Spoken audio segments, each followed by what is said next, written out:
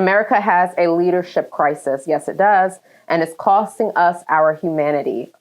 From boardrooms to classrooms, the headlines are clear. People don't trust their leaders anymore. And you know what's popular right now? Silent quitting. Yes, a lot of CEOs are hiring employees and they're there for a week, month, maybe a year, depending on how they feel, and they silently quit. They don't put in their 2 weeks. They don't leave a notice. Well, guess what? We have a solution to that. For those of you who are success driven and you're getting ready to hire yourself some employees, your small business is growing, we got our special guest, Dr. Pam. She was on the show last year, and it was such a pleasure to have her. She was talking about caregiving and how to, balance your business and also be able to care for those that you love. Now she's bringing a whole new twist. She recently released a new book, and so we're going to get her on tonight's show. Let's hear what she has to say. Hey, welcome, Dr. Pam, to the Divinely Empowered Media Show. So glad to have you back here again. And we're excited to talk about your new book and all the amazing things that's going on for your business and what you are currently doing. Well, thank you so much for having me again. And I really want to follow what you were talking about. First, quiet quitting, I'm sure most of your audience knows, but I'm going to just go over a few points. Quiet quitting does not necessarily mean that the person quits. Often what happens is that people will be there, but you will notice that their passion is no longer evident. They become sort of silent and they're doing their job, they're getting to work, but they're really not exhibiting the passion they had exhibited when you first met with them. I believe that a lot of it is the fault of the way our society has evolved. For those of us who are millennials and boomers, and I am a boomer, we were given certain promises, first of all. When we were hired, we were told, even if it was untrue, we were told that, if we stuck with this for 20 years, we would wind up with, money at the end, we'd be taken care of, et cetera, et cetera. And so keeping the job was really boosted by the fact that you had certain inalienable rights, I'm going to call them, but you also had health care. For those people who are coming on the job now, and I'm not really specifically only speaking about jobs where it's not connected to a major corporation, et cetera, but if you're trying to start a small business and you're bringing someone on, but you're not able to provide all of those promises that we were given when we started out, it makes it easier for a person to go into quiet quitting because they have not been really given the promise of longevity. They haven't been given opportunities for growth yet.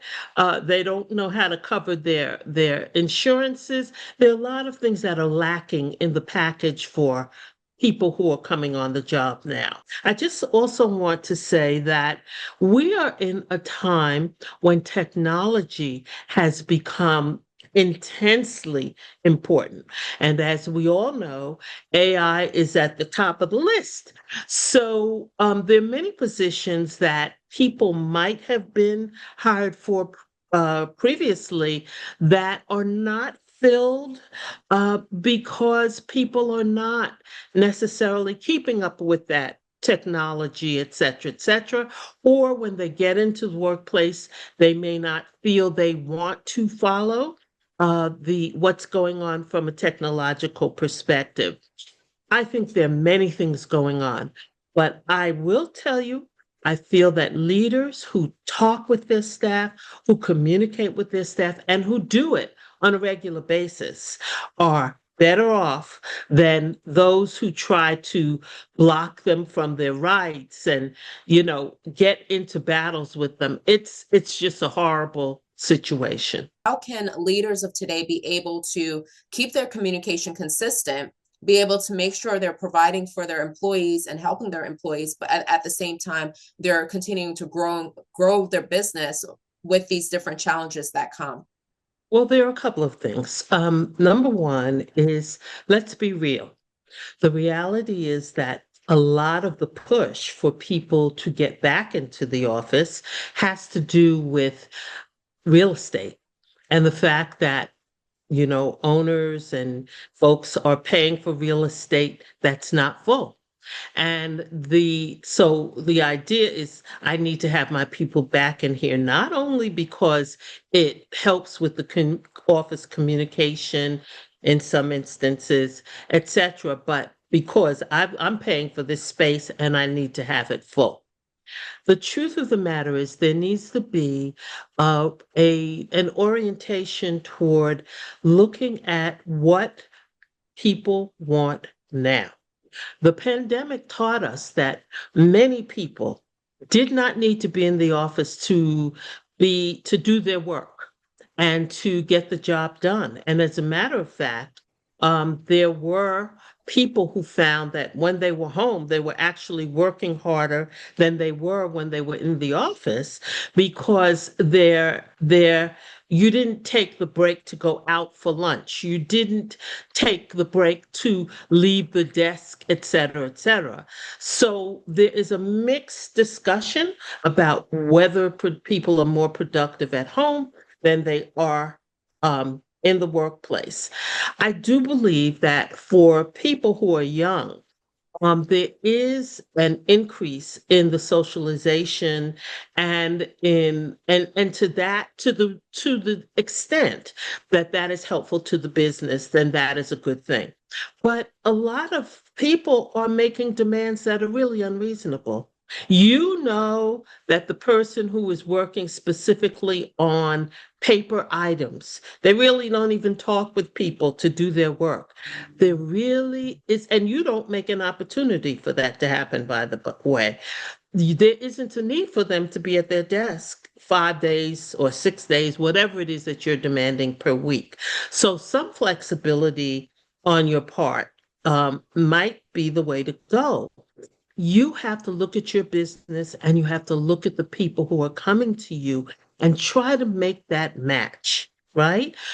Try to make it so people want to be and want to work for you.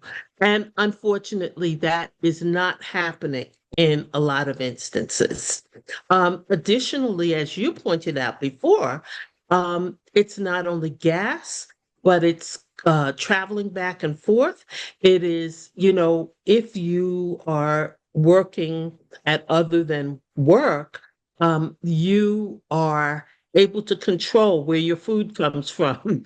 How much are you buying out at this lunch? It has become really, really expensive for restaurants, and as a result, the lunch out is not cheap. So you are not able to pay more.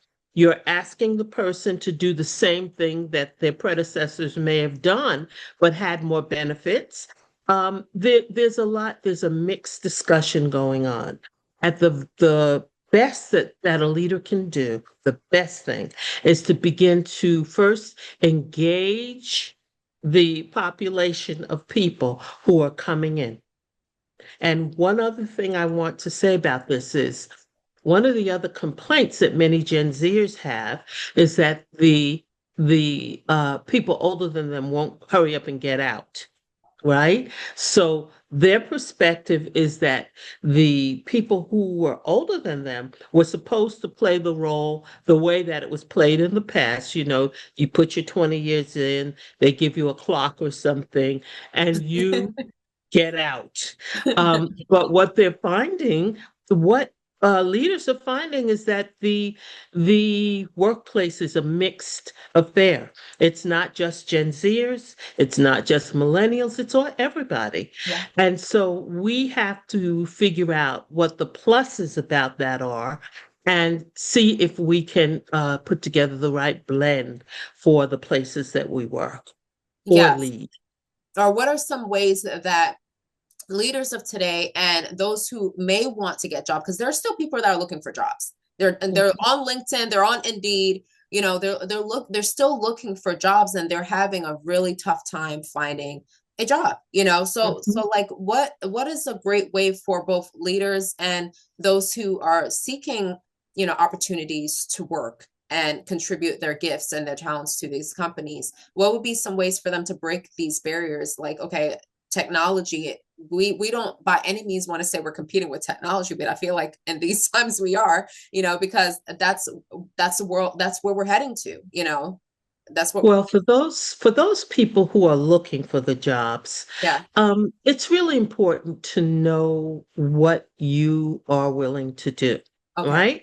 So if you don't know technology and then you refuse to learn it, that's not going to be good Mhm. if the workplace that you're in needs it, right? So there are people who come to the workplace and they see a job description, but they don't recognize, some of the signs, will be responsible for developing XYZ, and you don't realize that they're expecting you to be able to, with AI and with all the technology, that you'll be able to do certain things. I mean, at this point, for instance, there's nobody there taking notes in certain meetings, right? Because you have AI that's capturing the meeting, that's summarizing the meeting. Yes. So what you have to be able to do is to look at the summarization of that meeting and bring to it the human aspects that the computer cannot bring. You also have to be able to do the technology, or the people are not going to be interested. You also have to be familiar with places where your different audiences may be going for information. So, as an example, there are people who are familiar with Facebook only, or with, the familiar ones. Yes. But you do have to know at least about other places. So if you're in a recruitment phase, for instance, you can't just say, I'm going to email people and that people are going to come in. That's not going to happen. You have to be able to go to TikTok and all of the other ways of social media to be able to help your boss to recruit for X, Y, and Z. There are also new things happening sort of every day. So you have to have the energy and the interest to be able to pursue those. For the person who is the leader, you may need a person who brings the human aspect to your business. So you may have someone, who is actually answering the phones. That's a rare thing today, Yes, it is. because, now you get a computer Yes. answering you on You the got a phone. bot. But guess what? If you are, for instance, if your population, the population you're serving is an older population with money, they're going to really appreciate being able to have someone speak to them and them not having to go through 10 different, uh, passes before they get to a human being. This is not applicable to all businesses. So you have to kind of analyze, what is my business really about? What am I, and you have to have your staff. If you have a staff, you need to speak to your staff. You know what, guys? What do you think about automation of our answering service? Do you think that's a help or a hindrance, and why? What are the people telling you? Because guess what? In a larger organization, you're not speaking to all of the people who are you are servicing. So you need to know what they're thinking, feeling, etc. And it is each of our responsibility to be able to dictate where we really can serve a purpose. And we also have to recognize when it is time for us to get out. Because if you can no longer do the job with passion, and contribute to the place you're working, you might want to consider getting out. Yes. I love that you share these tips, both for the leader and the one that wants to work for that company, or you know what I mean, or partner with that leader. It's important because, you know, there's challenges on both sides. You know, they will just put out in the media saying that people don't want to work. You know, we want to get people back into the office, but nobody wants to work. You'd be surprised how much people wants to work. But the culture of today is, I do not, and I love, you know, that you were even sharing some things. I would love for you to talk a little bit about your book, but in regards to burnout, you know, they don't want to go through the cycle of, you know, this additional workload. You know, people are finding hobbies. The generation of today is finding hobbies. They're finding things that they love. They're engaging with activities that brings them joy and fulfillment. You know, it's not like back in the days with, you know, my grandparents, you know, or, you know, your grandparents or your ancestors, where they, you know, they knew for a fact they had to work, they had to work, they had to work, and that's all they knew. They didn't know anything about, oh, okay, I can paint and sell my painting on eBay or sell my painting on Etsy. You know what I mean? It was just simply, I gotta make sure there's food on my children's table. But now in this generation, they're finding means of ways to, yeah, I want to work, I want to make money, but some people are even willing to get less pay just so that they can have that peace of mind, you know? So the final thing I would love for you to touch base on before you talk a little bit about your book, which I'm so excited about, is why burnout isn't workload. Kind of talk to us a little bit about that for those who want to get back into it, but they don't want to go through that burnout. Well, there are a couple of things. One is that leaders have to, my perspective is that leadership now must consider the fact that having empathy is an absolute strength. It is not a weakness. Okay. And so there are times when again, you must communicate with your staff. So, you know, you shouldn't have a staff who's suffering under the burden of caregiving for either their children or their parents, et cetera, et cetera. And they are just struggling and struggling. And you're just beating them to meet these productivity levels that you've established. An important part of the workplace is understanding who your people are, understanding what they've brought to your situation, and also helping them perhaps to be a part of your organization, even when they're under this stress and they may have to step back from the most pressured situation into maybe a situation that's not as pressured, but they're still contributing to the team. And that's important for each person to recognize also. It is impossible to put your passion everywhere, right? So you have to know that if you're doing a job that you love and you love your family, but a big need comes up in your family, then your attention is, of course, torn. And you have to be able to speak with your leader about that and to see if there's a way that you can integrate both. Sometimes we want this growth in the business. We want unrealistic levels of growth. We want people to work all day and all night. It's not easy to keep that up. And many people, there are some people who are, you know, who can stay up and they can do the work. I used to be one of them. Not anymore. You know, I am willing to put the time in, make sure that work is done, all of that. But I know that I can't sign up for something that's going to ask me to work day, night, Marianne. It's not going to happen. So, you know, I wouldn't sign up for that. Also, some of the things that you're asking people to do take away from their ability to contribute, right? So if you have a mother that has children and she's got to pick them up at 3 o'clock because maybe she doesn't have the support of someone who could do so, and then you're asking her to also then stay at work till 6, and you know that's not going to work. So maybe her hours have to be adjusted. Maybe she has to work a different schedule. I mean, you're adjusting things based upon that. Maybe you just have to do it differently for that person. Also, you can't make assumptions about what responsibilities people may have in their families. You know, guys have similar responsibilities at times, and you have to be open to the way that they are seeing to run their lives. So, those are some of my thoughts. And I also want to say that, you know, because of the technology, et cetera, everybody thinks they can do a business. And that's not necessarily so.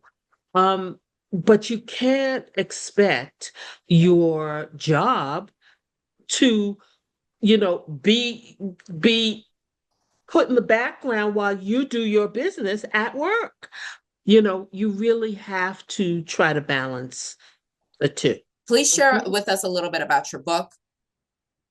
So after years of, you know, doing therapy, and in that context, sharing with and meeting leaders and people who were establishing their businesses, after working in not-for-profit and for-profit organizations and whatnot, what I came to realize, and as you know, after taking care of my mom Mhm. for many, many years, I came to understand that the skill set for caregiving is very similar to that which you have to have for leadership. The Yes. truth of the matter is that you have got to be able to both care about the people that you're working for, engage them in the project, that being your loved one, and also kind of keep them on task and keep them engaged. And that's for me a big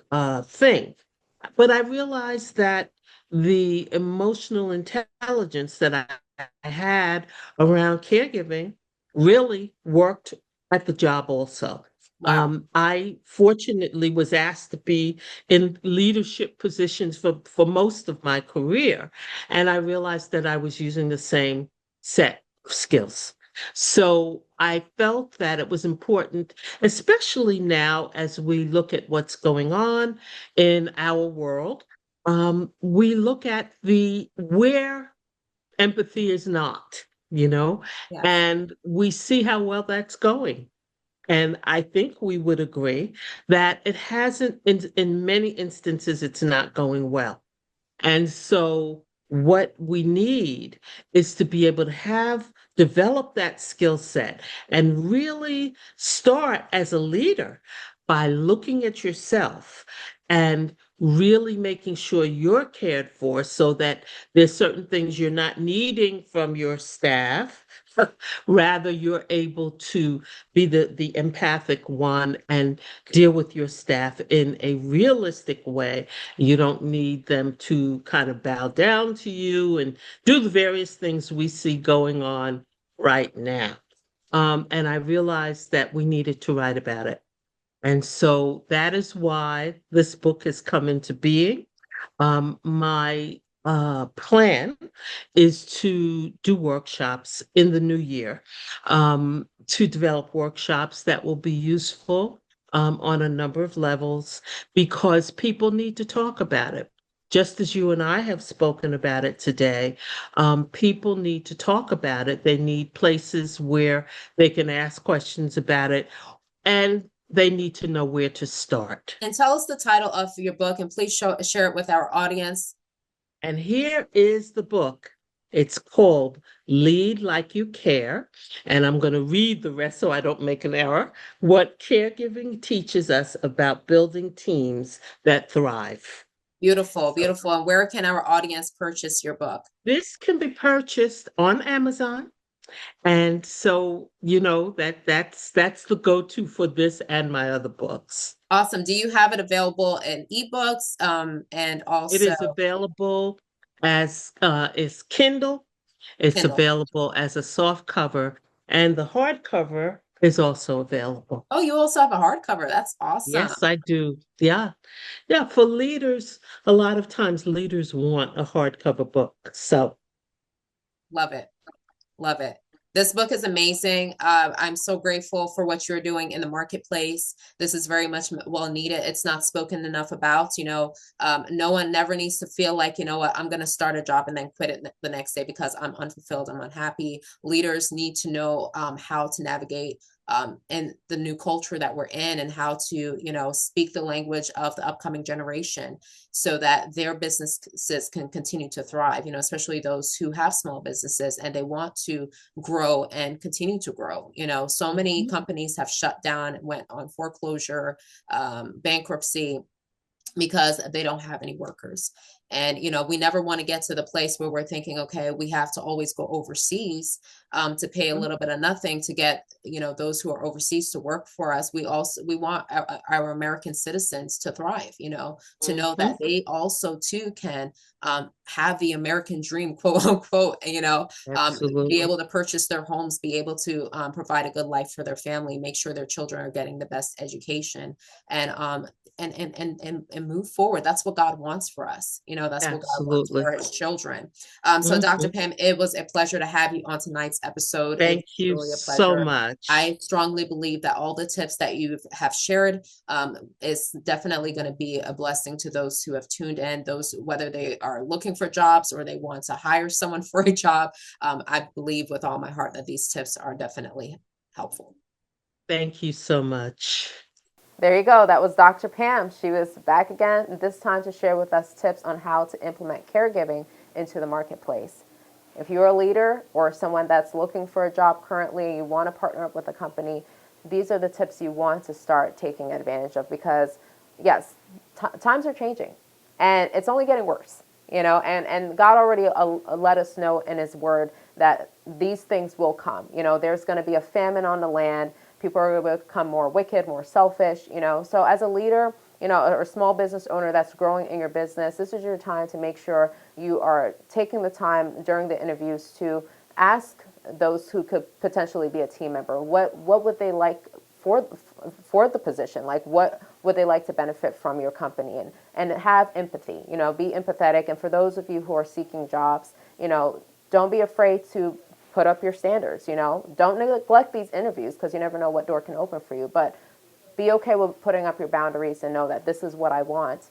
And if they're not willing to give that to you, then don't feel guilty about it. I would encourage you to take a look at her book, Lead Like You Care. Whether you're a leader or you're a team member, this book is for you. There's so much valuable information for you to learn so that you can prepare yourself for the marketplace as a leader.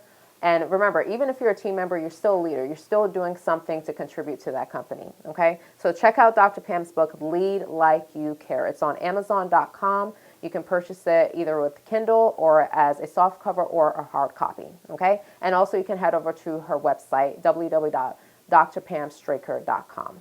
Also, we do have Dr. Pam featured in the Divinely Empowered Media magazine, and she shares valuable insights in our magazine as well. So if you'd like to learn a little bit more about her story, her background, and how you can connect with her, along with other amazing information in regards to fashion, how to dress for success, and our academy, we have the Anastacia Styling Academy. If you're entering into the marketplace and you want to discover on how to advance your personal brand, then this magazine is for you, okay? So we're all about celebrating kingdom entrepreneurs, spotlighting their voices, and helping them to thrive in the marketplace. So if you would like to be a guest on the Divinely Empowered Media Show or be on the front cover of our magazines, you can definitely head over to our website and gain more information at www.divinelympoweredmedia.com. Once again, we are in the homes of 100,000 viewers here on CBN. And also we are on YouTube. So if you're watching this video also on YouTube, definitely click the subscribe button and turn on a notification so that you're able to stay up to date with the latest news for our leaders of today. So otherwise from that, thank you so much for tuning in. We hope you enjoyed tonight's show. We will see you next week. God bless.